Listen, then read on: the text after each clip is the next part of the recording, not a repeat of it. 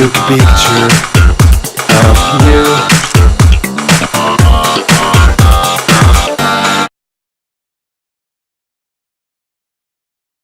Bienvenue à toutes et à tous dans ce nouveau numéro de My Portrait. Aujourd'hui, j'ai le plaisir de vous retrouver ici à Franconville, précisément au stade Jean Roland, pour faire la connaissance de Jennifer Batouf, lanceuse de marteau. Regardez, je me trouve sur l'aire de lancer et nous allons tout de suite la rejoindre pour en apprendre un petit peu plus sur cette femme de poigne. Jennifer, bonjour. Alors, on te retrouve ici à Franconville, au stade Jean Roland, où tu t'apprêtes à faire ton lancer. On en a vu quelques-uns, on a vu quelle était ta technique. Est-ce que tu peux nous expliquer, par exemple, à quoi ça sert? Je vois que tu as des bandages. J'aimerais savoir un petit peu, bon, j'imagine que c'est c'est pas la sécurité, c'est par rapport au fait de ne pas te blesser. Exactement, c'est pour protéger mes mains, puisque par exemple les garçons c'est un poids de 7 kg et avec ils ont une tension de 200 à 300 kg, donc lancer à main nue ça serait pas possible, on se déchirerait un doigt, même deux gestes ça serait vraiment très compliqué, parce qu'à la fin de saison on se retrouve avec des cornes, du sang, des doigts troués, donc... Ah oui, d'accord. C'est vrai que là pour le coup c'est assez impressionnant, parce que moi je pensais qu'on avait une petite protection tout de même sur le manche. Il n'y en a aucune? Non, il n'y a absolument rien, c'est du fer du début à la fin. Et comment ça se passe quand il s'agit de poids qui sont vraiment très très lourds? Pour les plus gros, il me semble que c'est les 4. Celui de 4 c'est celui qu'on lance en compétition. Après à l'entraînement je lance du 5, du 6, du 7. Ça peut m'arriver même du 8 ou du 9. Donc il faut vraiment être costaud au niveau de la sangle abdominale, les lombaires et les cuisses, parce qu'il faut tenir. Et non, il n'y a pas de protection du tout, peu importe le poids. D'accord, très bien. Alors là, donc tu t'apprêtais à nous faire une petite démonstration. On va voir ça tout de suite sur l'aire de lancer. On va la laisser travailler et surtout on va s'écarter parce qu'on n'a pas envie de le prendre sur la tête.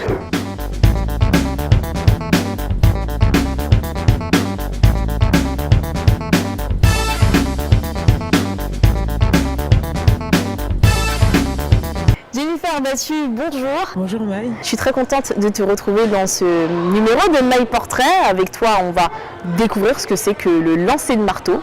Mais avant ça, est-ce que tu peux nous expliquer comment est-ce que tu as commencé ta carrière dans l'athlétisme? Alors j'ai commencé à l'âge de 10 ans. Pas de manière volontaire, je me suis retrouvée parce que moi je voulais plutôt faire de la boxe, du rugby, même du catch carrément. Ma mère elle ne voulait pas parce qu'elle se disait non, on va casser ton visage, donc tu aimes bien courir comme des enfants de 9-10 ans peuvent courir dans une maison, donc tu vas aller à l'athlétisme. Donc voilà comment je me suis retrouvée à l'athlé. Effectivement, donc j'ai été repérée grosso modo à cet âge-là, donc par le coach Walter Sciofani qui entraîne à l'INSEP. Et donc qui a entraîné Alexandra Tavernier, qui a fait 2e au championnat d'Europe, 3e au championnat du monde. On s'entraînait en même temps à ce moment-là. Et donc au début j'allais en cachette. Et après donc j'ai un peu augmenté. Et après je suis rentrée en centre de formation un peu après. Pourtant tu as pu continuer étant donné qu'en 2011 tu te spécialises dans la discipline du lancer de marteau.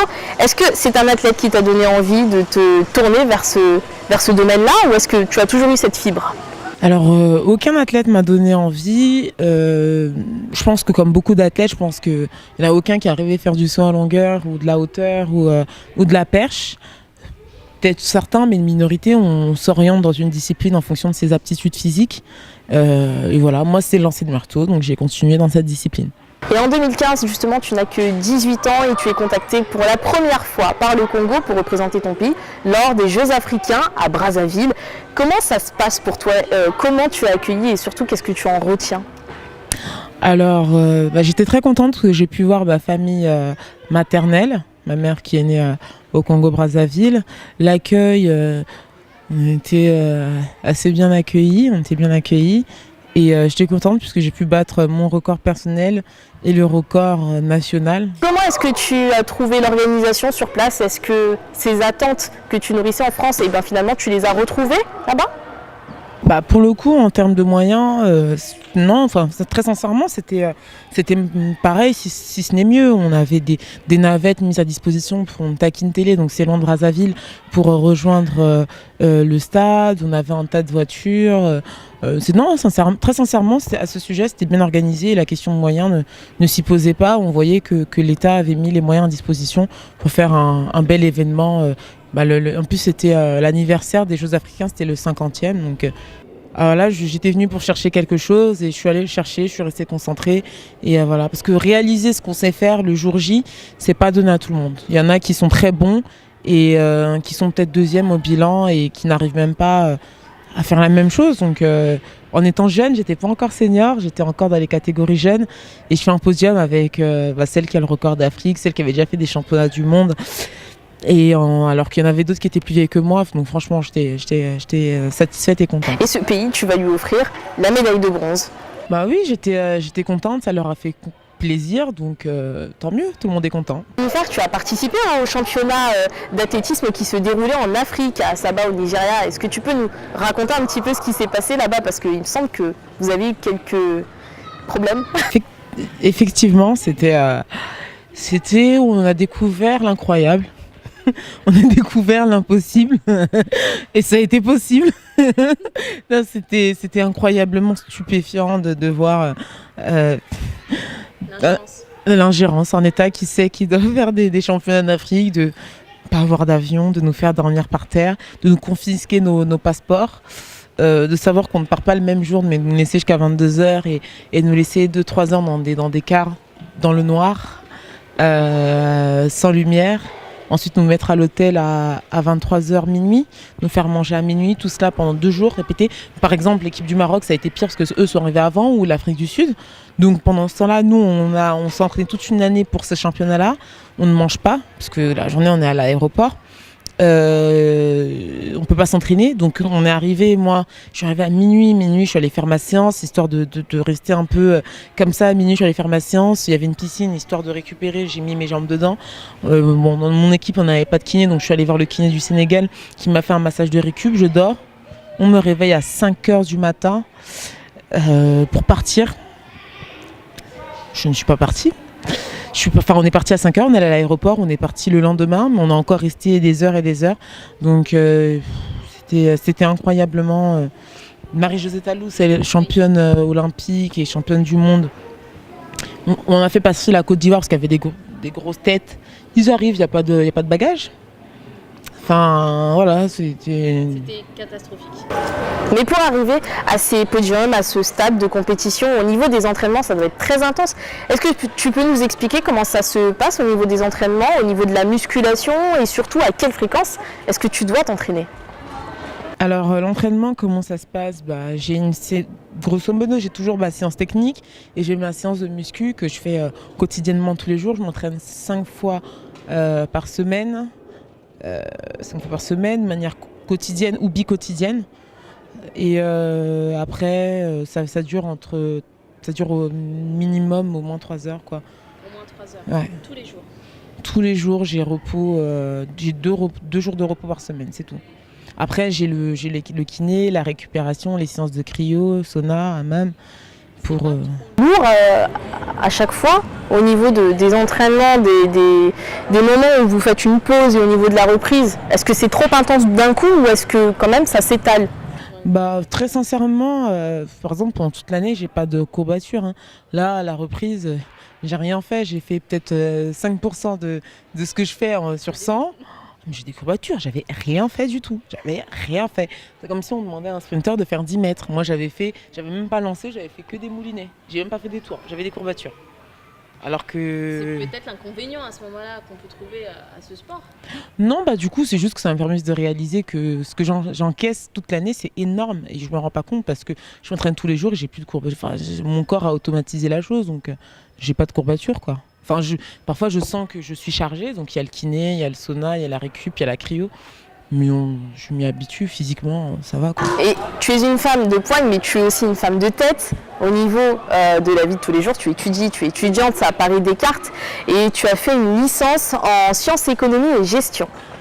Effectivement, je suis à l'UFR droit, donc à la faculté de droit de Paris Descartes. J'ai fait une licence en sciences, économie, gestion, mention droit, parce que c'est la fac de droit. Et là, je fais un master en politique internationale. Donc effectivement, il faut